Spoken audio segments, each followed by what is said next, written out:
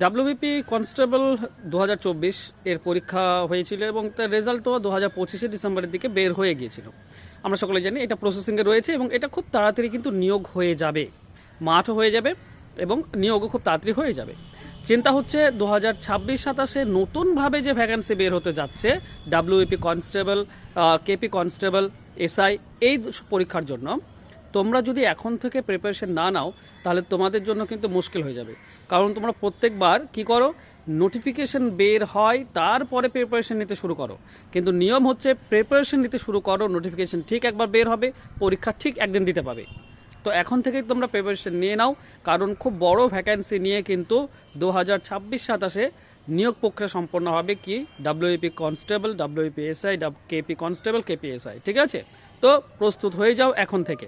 যেসব পেপারে তুমি একটু দুর্বল বা নিজেকে মনে করো সেখানে আরও বেশি স্ট্রং হওয়ার চেষ্টা করো, প্রত্যেকটি সাবজেক্টের উপর গুরুত্ব দাও এবং নিজেকে খুব ভালোভাবে প্রস্তুত করো যাতে করে এই সুযোগটা যেন মিস না হয়ে যায়। ঠিক আছে, ধন্যবাদ।